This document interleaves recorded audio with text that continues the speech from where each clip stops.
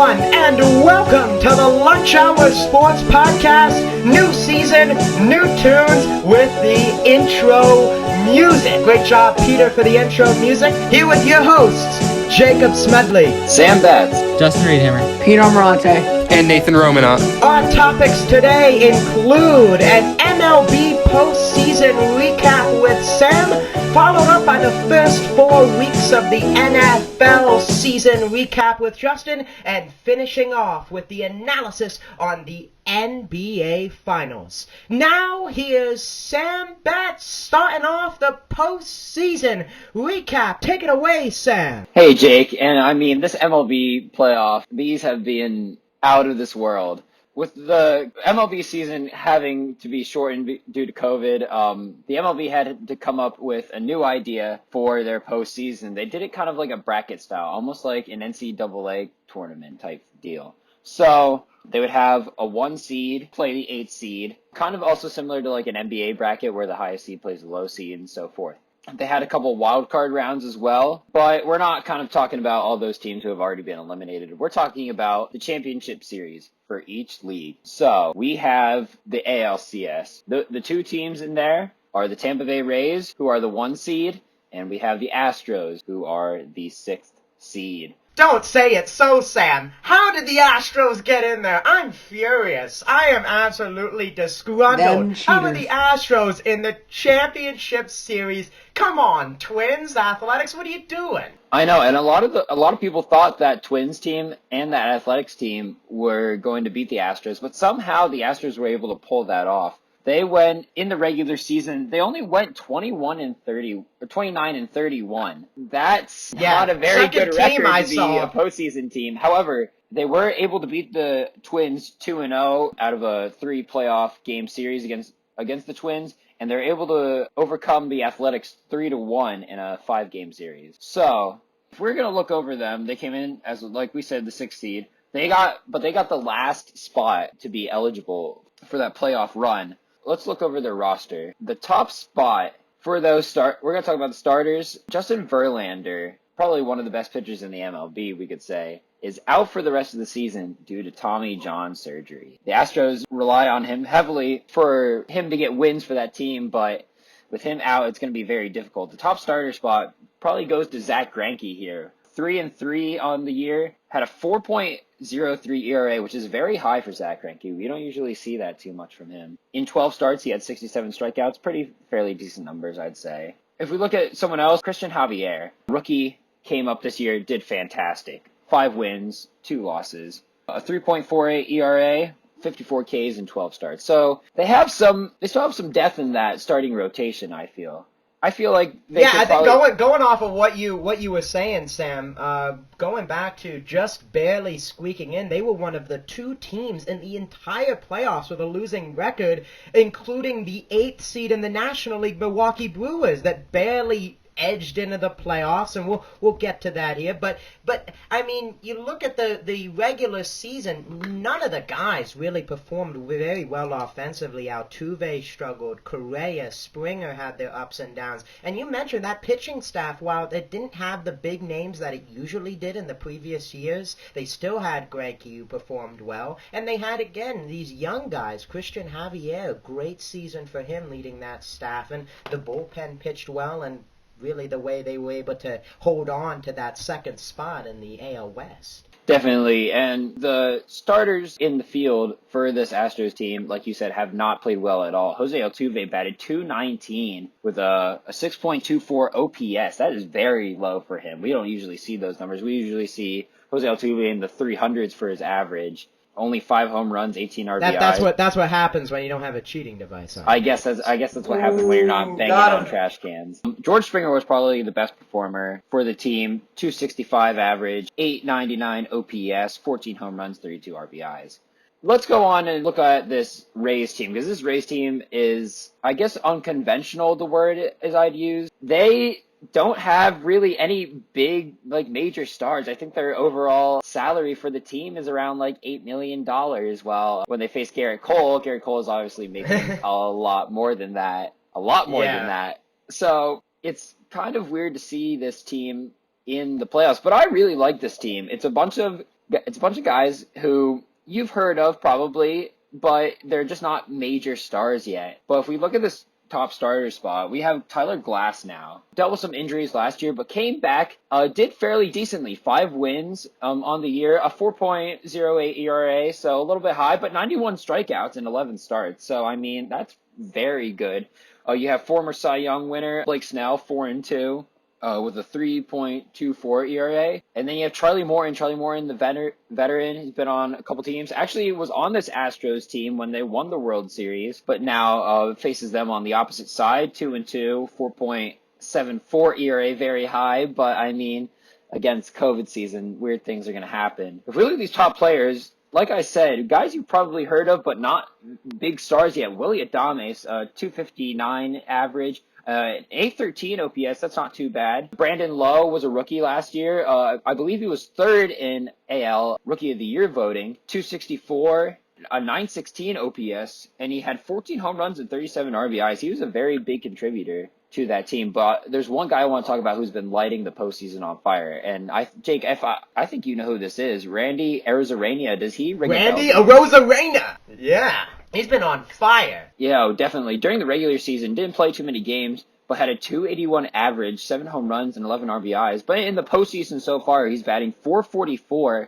with 3 home runs. This man, I mean, I don't know what happened. He played a little bit for the Cardinals, was a part of that Jose Martinez trade. He just lit the world on fire as soon as he started coming up in the MLB, and he's not stopping now. So, I mean, we're going to see how he impacts this Rays team as they go up against these Astros. To add something, you mentioned the Jose Martinez trade. I mean, Jose Martinez was the big piece in that trade. When we all thought this past offseason with the Cardinals, they sent Ryan Liberatore, another guy in cash considerations. You thought, again, Jose Martinez would be the mainstay designated hitter.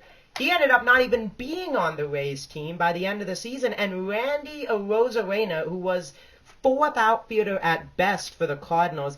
Just the Rays, you were mentioning, just the development, not a whole lot of guys that are household names. Their development over dollars. That's how they beat the Yankees. They have all these guys that they've developed and groomed into good MLB players.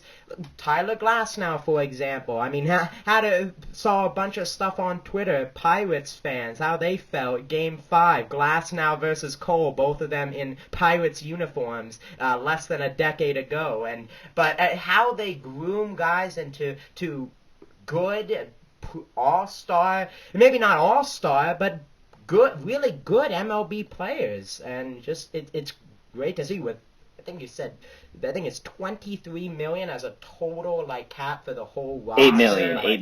$8 million. I thought that was for the starting lineup, but nonetheless, I mean, still. Oh wait, yeah, it might have been $23 million for the entire roster, but yeah, I know it's very nice to see too, because you see all these MLB players today getting these massive contracts. You don't necessarily, the Rays are showing you don't necessarily need that through making very smart trades, and by developing your farm system, you could have a very decent team. That's all. I mean, the Rays are proving that right now by being in the championship series here for the American League. So my question is, the Phillies can't take a page out of that book. No, they can't. But Mike, I have a question for this, and this is open for you and Jake, Sam. You talk about these developing players and how development is over dollars, and do you think that these developing players are the reason for as many of these teams being in the playoffs? So you say the Rays, for example, right? Do you think that it's because they have so many developing players and they have made so many smart trades that they are in the playoffs because of that? Yeah, definitely. How many teams do you see being in the playoffs because of their trades rather than because of their experienced players? I'll take this one. Peter, I think all 4 of the teams that are remaining in the playoffs have used that very philosophy. You look at the Rays, we were talking about them. The Astros, all of their mainstay guys in that lineup have been developed through the system. Jose Altuve, George Springer, Carlos Correa, Alex Bregman, all of these guys have come up through the system and produced. Now the pitching staff, they've gotten some guys produced this year and got some trades. Dodgers as well. They had a good farm system. Cody Bellinger, homegrown. You've got a guy like Gavin Lux who's waiting at Corey Seager. Then talking about the Braves, Ronald Acuna Jr., and they still have a loaded farm system in addition to their pretty impressive roster. You got 3 young pitchers who made postseason records here in the 2 series, and Max Fried, Ian Anderson, and who was it? Kyle Wright. Kyle Wright. Thanks, Sam. Making records here, and it goes to show the development of these teams and their farm systems is the reason that they're in this position right now. Yeah, and I like how you kind of mentioned the Braves and the Dodgers there, because those are the teams who are in that is what NL you call a segue.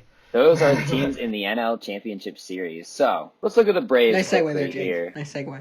They were first in their division. They finished 35-25 on the year, which is pretty good for a 60-game season. If we look at their top starters, they had a decent amount of injuries toward the beginning of the year, losing Michael Soroka, probably the ace of that staff, and Cole Hamels, a veteran pitcher who me and Jake probably definitely know about. Let's look at the pitchers who they do have, though. Max Fried, as you mentioned before, 7-0 with a 2.55 ERA, 50 Ks and 11 starts. Those are really good numbers, and he's kind of he's a guy who's under the radar for possibly an NL Cy Young Award. I don't know if he'll necessarily win it, but I don't think he edges out Trevor Bauer, though, but it's close. He's very close. He has definitely taken charge of this starting rotation staff and has been phenomenal for the Braves this year. We also have the young Ian Anderson, who made his debut this year. 3-2, a 1.95 ERA, and 41 Ks in 6 starts. That's pretty good. I mean, he has done phenomenal as a rookie. Going up against Sixto Sanchez, when they played the Marlins earlier, he showed that he was a dominant pitcher. You also have another young pitcher, Kyle Wright, 2-4, a 5.21 ERA and 8 starts. Not necessarily the greatest numbers, but I mean, like I said, this was a COVID season. Some players were either going to do really well or kind of just struggle a little bit. But that is how it is. He will most definitely be a part of this rotation still for the playoffs, and I feel like he will have a major role in it too. If we look at the top players now, the position players, Freddie Freeman. Now, this is just one of the players who's been amazing for this Braves team. A 341 average, a 1.102 OPS, 13 home runs, and 53 RBIs. He dealt with some COVID problems in the beginning of the year, came back, didn't feel quite right, but he definitely came and showed that he was able to beat COVID, was able to really produce for this team. Ronald Acuna Jr., he had some injuries before, but then again came back, 250 average, a 987 OPS, 14 home runs, and 24 RBIs. Let's see, we had Marcell Ozuna is the last guy I want to mention. A 338 average, a 1.067 OPS, 18 home runs, and 56 RBIs. Marcell Ozuna especially has probably been one of the guys who doesn't get that much credit, but has definitely put up big numbers for this Braves team. Yeah, for sure. Marcell Ozuna has been a staple for the middle of that order. Going back to the start, how could you do our man Peter like that, cutting him out? How dare you? See him back there with the banner and stuff. But going with the Braves, Sam, just imagine this rotation with Soroka and Hamels now. I mean, this team is loaded. I mean, you could say so far their offense has breezed through the Reds, who I thought was going to be their biggest task in that wild card with all the pitching that they have. Bauer, Castillo, Gray in a 3-game series. Are you crazy? And how they were able to put up those offensive numbers. Travis d'Arnaud, he's come out of nowhere. This postseason surge, they have guys stepping up, and yeah, you mentioned Kyle Wright in the regular season struggled, but he's been unreal in the playoffs here in the, I think, limited. He started here in the Marlins series, and I don't know if he got in there against the Reds, but he's been great. They have these 3 young pitchers, and again, not even to mention Soroka. That rotation is going to be crazy next season, but this is going to be a really good series. Freddie Freeman's my MVP pick in the National League. Just has done so much for that team this season. Oh, definitely. And, they might have a chance, but I don't know. if we look at this Dodgers team, they were the best team in baseball by far. 43 wins and 17 RBIs. That's going to be tough to beat. That team has been amazing. I mean, obviously, we have to take into consideration that they didn't play a lot of like some of the other teams from the AL and AL, and they were only kind of stuck to their geographic region. But that's still pretty good. I mean, they were able to dominate the NL and AL West without too many problems. We look at their top starters, Clayton Kershaw, 6-2 with a 2.16 ERA, 62 strikeouts and 10 starts. Clayton Kershaw, I mean, we all know how he is through the regular season. And he's proved himself in the postseason so far. He's done pretty well. We also have Walker Buehler. Didn't get too many wins this season. In 8 starts, only had 1 win, 3.44 ERA, but he's still a really good pitcher. And Dustin May, I mean, having to take over the opening day start after Clayton Kershaw had some injury problems, 3-1 with a 2.57 ERA, 44 Ks and 12 starts. He has been one of the better pitching rookies from this year, and I feel like when he throws 100 miles an hour, that's going to be tough. That's tough to hit. It's tough to deal with that pitching staff. Finally, as we look at the top players for the Dodgers, a couple MVPs, former MVPs here, and possibly even MVPs after this season. Mookie Betts, a .295 average, a .927 OPS, 16 home runs, 34 RBIs, and 10 stolen bases. He's on fire, especially with his buddy in the outfield, Cody Bellinger. Didn't do necessarily as well in the regular season, but has performed really well this postseason. And then if you look at Justin Turner, who's always a solid option for that Dodgers team, a .307 average, 4 home runs, 23 RBIs. I feel like this Dodgers team could go all the way this year, and they have definitely had their struggles. Kenley Jansen did fairly decently the regular season, has not really performed as well in the postseason. Dodgers having lost 2 prior World Series in the past couple of years, one to the Astros in 2017, and then the next year to the Boston Red Sox. This has to be the year that the Dodgers want to do it. If they had any chance or any thought about winning the World Series, now is the time to do it for this team, because if not, it's going to be very tough for them to go again. This is their 3rd chance within the past few years, and they need to capitalize on it. Yeah, I definitely agree, Sam. What I think they have is the depth. They have the depth in the lineup, 1 through 9. They hit the ball. They got a great pitching rotation, as you mentioned, with Buehler, with Kershaw, with Dustin May. They honestly can fill a 5-7 man series just based on all the starting depth that they have. Well, that looks to wrap things up for our MLB postseason of the championship series convo with Sam. Now here's Justin Reedhammer talking about the first 4 weeks in the NFL season so far. Take it away, Justin. Thank you, Jacob. All right, let's get right into it. We'll start out recapping the games from week 1. So, first off, we had the Houston Texans and the Kansas City Chiefs. That game ending up being a Chiefs win, 20-34 being the final score there. Then we had the New York Jets and the Buffalo Bills playing. The Bills were able to handle the Jets, beating them 17-27. The Green Bay Packers and the Minnesota Vikings played, and the Green Bay Packers, Aaron Rodgers, he got it done, 43-34 being the final there. And one that I think at the beginning of the season I thought was pretty surprising, the Philadelphia Eagles and the Washington Football Team. That one, the Philadelphia Eagles fell to the Washington Football Team, 17-27. I can't. I have no words for the Eagles. Absolutely ridiculous. 17 points. 17-point lead. Yeah, that division is. No, the fact that the Eagles are in the lead in the division with 1 win, 2 losses, and a tie, and they're in the lead of the division shows you how crap the NFC East is. The NFC East is pathetic. Let's just put it it out. It is pathetic. It is. You got the Philadelphia Eagles in the lead here with 1 win, 2 losses, and a tie. You have the Washington Football Team, who, by the way, their only win came against the Eagles.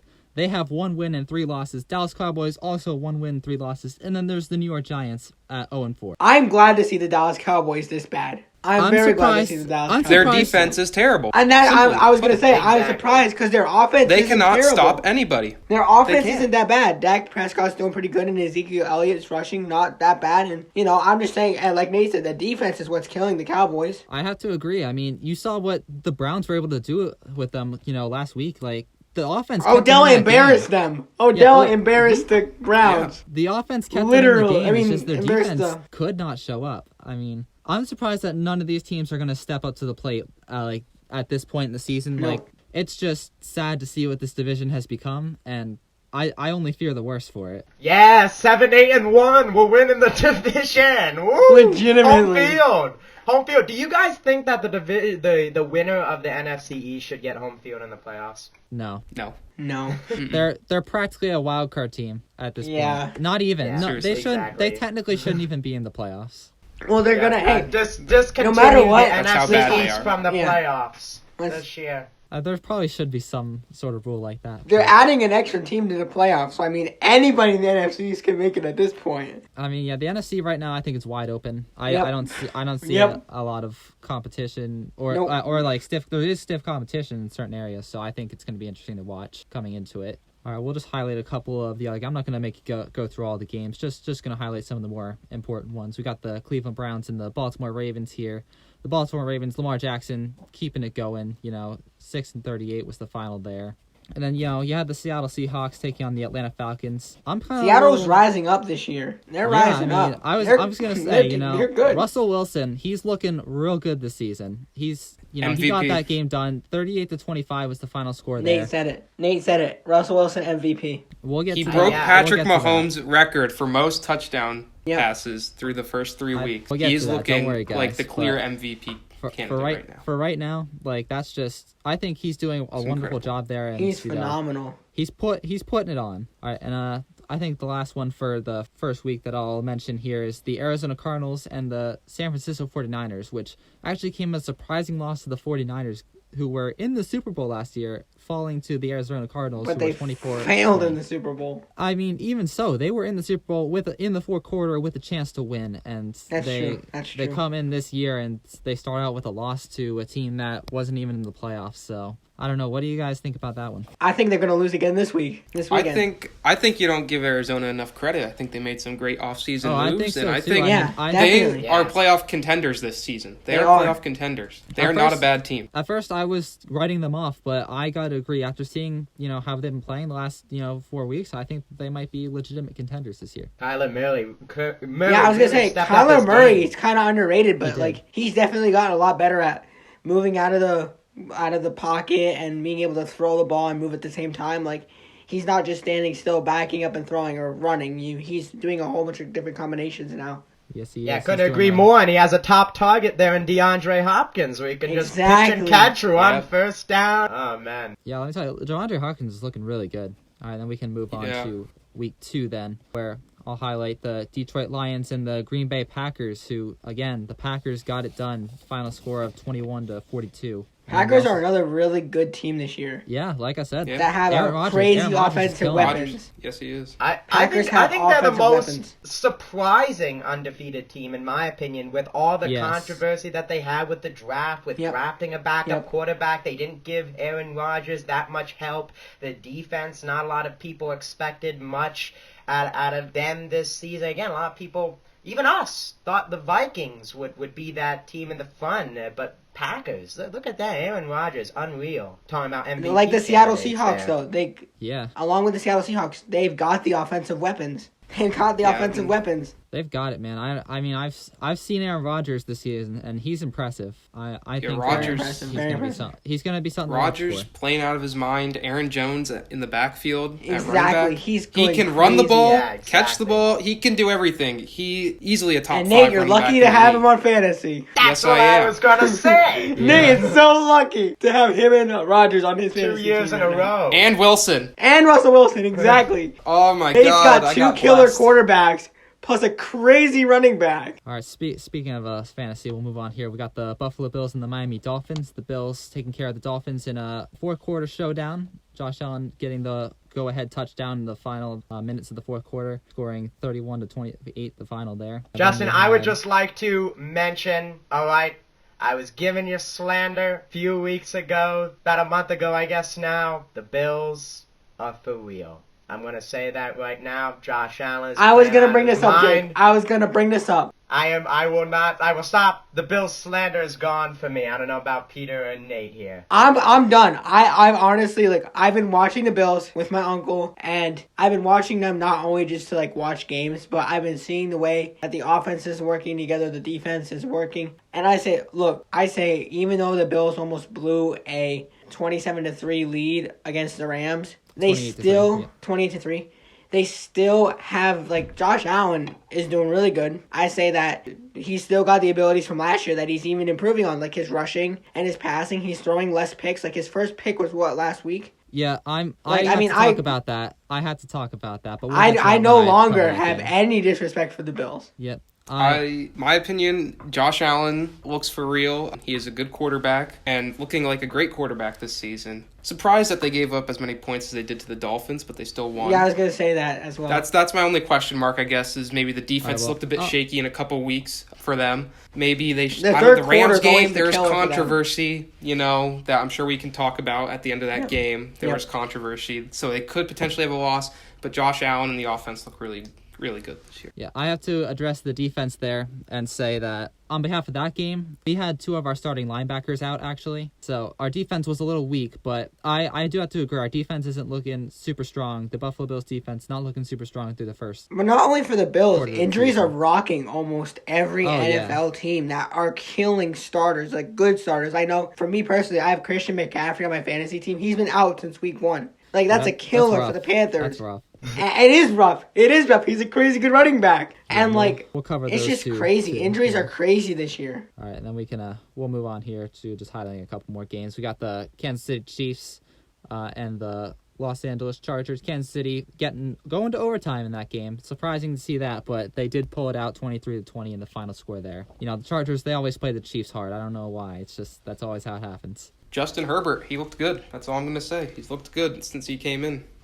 I think he's looked good. Yeah, whatever that team doctor did for the Chargers did something good, I guess, putting him in the position there. All right, and then the New England Patriots took on the Seattle Seahawks, and I'm happy to say that the score was 30-35 in favor of the Seahawks. Russell Wilson, like I said, getting it done.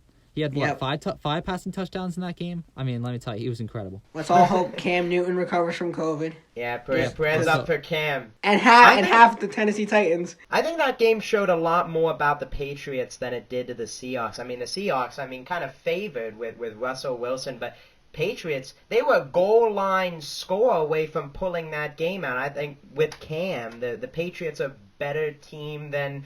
Even, of course, beginning of the season, we picked them to win the division. But, again, second-place team right now, but they still look like a good team that hasn't declined that much. Yeah, I do have to say, I got to say, you guys were Big Ben for taking back some of your statements, so I'll take back one of mine. I do think that Cam Newton's better than I initially pegged him to be. Yeah, I think that he will be... I'm still laughing in the face. I'm still laughing in the face of Tom Brady for losing to Chicago. Yeah, we can get to that soon. Literally. It's Chicago. All right, and then we can move on again to week 3 this time, where we got to highlight this first game, the Cincinnati Bengals and the Philadelphia Eagles facing off here. Ending up 0-2-1 for both teams. Final score, Spain without the ass. Punt after punt after punt after punt. I mean, that was a painful game. I watched awful. That game. It was a painful game to see. Why'd you do that? Why'd you put yourself through that, Justin? I was on Red Zone, man. I had to see it. It was awful. That it was interesting, and it ended up being a rare case, which was a tie in the NFL, which doesn't usually happen. There was one positive for the Eagles that I gathered from that game, which was the defensive line. The defensive line played really well. But other than that, team was absolutely abysmal. Yes. I kind of think, though, that the Eagles definitely showed up the second half of the 49ers game. They did. I don't know what Doug Peterson said in the locker room, but I think they definitely showed up a lot more. Wentz threw a lot better to his new receivers. The receivers showed up. They ran good plays. Defense with the pick 6, they showed up. The offensive line protected Wentz, and Wentz was able to move when he was under pressure. I mean, I know the Eagles are not good this year. I am not saying in any sense that they are a stick-out good team, but they showed up against the 49ers. And that's all I'll say. They showed up. They showed that they're not just trash. Travis Fulgham, the man from Old Dominion, is the new Boston Scott. Yes. He's the hero somehow. Somehow. Dude, I was saying, who the heck is this guy? Like, never heard of him in my life until that play. So, props to him. Nate, so was I, Nate. I didn't know. All right, then we can move on here to the Las Vegas Raiders and the New England Patriots, which I gotta highlight this game because the Patriots ended up winning this one 20-36, and the Patriots really their defense showed up in this game. I have to say that they showed why they are still a legitimate contender for the division, and even without Tom Brady. AFC. Yeah, even without Brady, I think that's why I gotta highlight this game because the Patriots showed their defense is still around. Even with all the opt-outs. I think it's important that the Patriots show that they can win some big games because a lot of people claim that the Patriots were only good because of Tom Brady and because of Gronk or because of the connections, and partly true because when you have a quarterback of so long being able to connect with their offensive players like the receivers, the running backs, and tight ends. But when you have a switch like that, it just shows you're not running based off of one person. It shows if you can win big games, you have a system where you're able to function and have good coaching, and I give the Patriots props even without Tom Brady. I think on the flip side of that, you look at the Raiders-Patriots game. Speaking of playoff contenders, what about the Las Vegas Raiders? They've really They're not bad this year. They're not bad this year at all. I mean, that defense has played well. They've won a few games. Not a lot of people thought they would win. They're not bad. Darren Waller, he's looked great. Yeah, Derek Carr, Darren Waller, looking great. That's a great connection they got. Josh John Jacobs. Gruden's got the team going a good direction. Yeah, I think that they've been impressive through the first couple weeks, and I hope that they continue it. All right, and then we can move on to the Los Angeles Rams and the Buffalo Bills, which I said I would cover. The Bills ended up winning this game with a final score of 32-35. Luckily. I have to comment on a couple of controversies in this game, all right? The first thing Can I ask a question first? You may ask a question.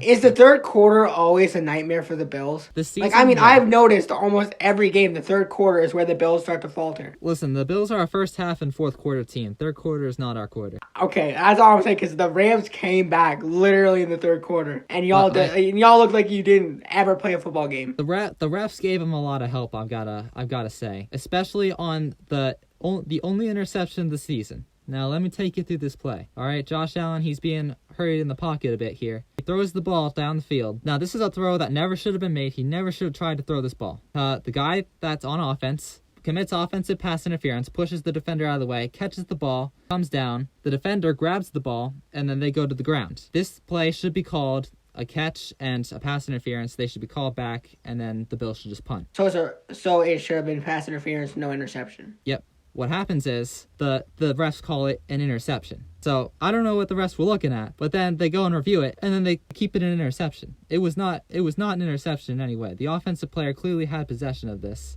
and they ended up getting an interception off of it, which ended up leading to points. So this game might not have been as close as it should have been, but I think they did get a lot of help from the refs in this game.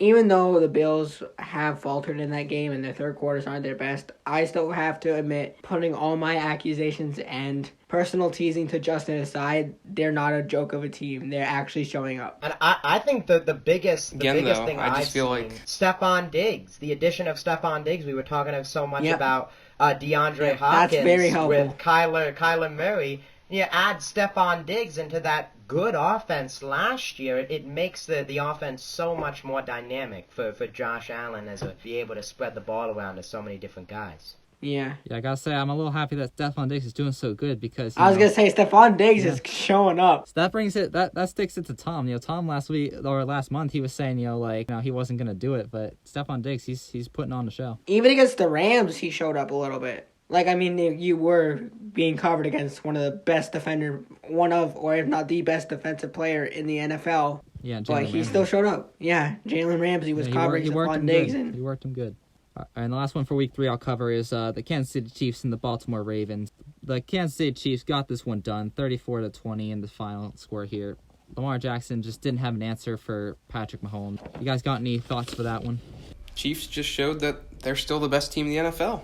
Simple as that. I was going to say the exact same thing. I was just going to say the Chiefs showed that they're superior. Yeah, they're the best team in the AFC, and by far. I'd back them. Yeah, I'd back them for a consecutive Super Bowl appearance. They look. Do you think they'd win? Do you think they win another Super Bowl if they win again? Yes. I would say most likely yes. If they are in it, they're going to win it. But then again, NFC, you could see Wilson or Rodgers come out. I was going to say. And you know what? Those two would be hungry for their second. So that'd be a hell of a Super Bowl to watch. That'd be such an interesting matchup to watch. Exciting, Russell Wilson against Patrick Mahomes. That'd be an interesting matchup. Yeah, but I mean, sticking to early season, Chiefs, they've looked great. Offense is looking good. Yep. You know, they did go into overtime against the Chargers, but I mean, Justin Herbert came out and just had a great first game. So what can you say about that? But other than that, I think the Chiefs are looking really good. And against Baltimore, they showed it. You know, they put it all together. Good defense. And Baltimore's not an easy team to beat. Baltimore's not an easy team to beat because Lamar Jackson's a crazy good quarterback. He's a great rushing quarterback. He's got a great arm. You got some pretty good receivers on that end. And the Ravens' defense, they're pretty good too. They got a good defense, so they're not an easy team to beat. All right, and then we can move on here to Week 4 of the NFL, where I'll start off with the Seattle Seahawks again, going up against the Miami Dolphins, which this game, pretty close coming down to it. It ended up being 31-23 in the Seattle Seahawks' favor, but it was a lot closer than I expected it to be. That was like a fourth quarter takeaway for the Seahawks, too. I think they scored their last point in the fourth quarter. Yeah, they did. It was a lot closer before they scored the last points, yeah. Yeah, they really pulled away there in the final third. That would have been a heck of an upset for Miami, honestly. Yeah, I was wondering when I was checking in on the game, man. 5 points. 5 points. That was close. It was a lot closer than I thought it would be, and, you know, hats off to the Dolphins for keeping it close. And that's 2 games against 2 good teams this season. Young season that they've had good outings against. The Bills, they only lost by 3 points. They only lost by 1 score to the Seahawks. So, you know, they're not doing terribly. All right, and we can talk about the Buffalo Bills and the Las Vegas Raiders, which was a score of 30-23 as the final there. That one, again, another close one for the Bills, but they were able to pull it away. And then we can also talk about the Philadelphia Eagles and the San Francisco 49ers ending up with the Eagles winning their first game of the season. And honestly, taking the NFC East. Yeah, I didn't expect that one, but I feel like with all the injuries that the Niners had, they were bound to lose a couple, and I think that they dropped this one mostly due to injury. If Jimmy Garoppolo was in there, I don't think they would have lost. Whoa, hold up. Whoa, wait. Hold up. We didn't have Gobbert. George Kittle was in the game. George Kittle back. The only injury they had was a quarterback. The Eagles' full offensive line. That's their guy. Offensive line. The entire offensive line was out. Excuse me, don't admit Bosa. What are you talking about? Only injury that San Fran had. Of course. I'm talking about offensively. I don't care. If you want to look at the game overall, if they have Bosa and they have Garoppolo, they beat the Eagles. I'm sorry. And if the Eagles have a functioning offensive line and wide receivers, we had no offensive line guys, they win. So you're telling me that the Seahawks would beat the Eagles if they weren't playing Russell Wilson, they were playing his backup? So you're comparing Jimmy Garoppolo to Russell Wilson? To Russell Wilson. You can't do that. I'm not saying he's that good. I'm just saying. You can't even compare Jimmy Garoppolo to Russell Wilson. That's like comparing. When you take away your first quarterback, you know, that's tough to win any game. No, it's not. Nick Foles beat Tom Brady in the Super Bowl. He is the one exception. That doesn't matter. He still did it. And he beat Tom Brady again. But when you have your starting quarterback and your third-string offensive linemen in there and guys who you literally called off the practice squad that week to play at wide receiver, that's greater than the backup quarterback who still gets reps with all of the first-team offensive guys. 100%. That's interesting. 100%. That's interesting. All right, I'll digress here. I was just looking at it from an overall perspective. Justin, we're admitting no slander against the Bills here. Give us some slack. I understand that the Eagles are really banged up, but the entire offensive line, the wide receivers, both at full strength, I still would take the Niners. I'm sorry. I understand that. I was just saying with the circumstances, like with the two offenses, the circumstances in play. That's what I was getting at. Yep. All right, and then the last one I'll cover here is the New England Patriots and the Kansas City Chiefs. You know, New England Patriots scoring 10, Chiefs 26. Chiefs 4-0 right now. They're doing well, although they were held pretty tight to the Patriots through most of this game. However, they were able to pull away. Yeah, the Patriots were obviously without Cam Newton, so it didn't surprise me, the outcome. But could that have changed if Cam Newton was in? That's exactly what I was going to mention too. Yeah. I think I think there would have been a different game. Yeah, I do because too. the Patriots defense held Kansas City for the first half. And I think Cam Newton, with his ability, with Cam Newton's skill and ability to be a rushing and passing quarterback, that game could have had a totally different outcome. I think it would have been a lot closer. I agree. Yep, I agree too. And then I'll just go over some of the division leaders so far throughout the first couple. We have the Pittsburgh Steelers, Baltimore Ravens, and Cleveland Browns are currently tied for the lead. We have Tennessee Titans and Indianapolis Colts are tied for their lead. The Buffalo Bills lead the AFC East. Kansas City Chiefs lead the West. And in the NFC, we have the Green Bay Packers leading the North. We have the Tampa Bay Buccaneers leading the South. In the East, we got, of course, the Eagles leading that one. And in the West, we have the Seahawks, of course, leading their respective division. And then I just wanted to real quickly touch up on some of the injuries that we have going on here throughout the early weeks in the season. Crazy. Just listen to a couple of these. You have Sam Darnold out with a shoulder injury. You got Lamar Jackson. He's got an illness and an knee injury. Julio Jones, questionable with a hamstring injury. Raheem Mostert with a knee injury. Jimmy Garoppolo, he was out with an ankle injury. Saquon Barkley, he's out for the season with an ACL tear.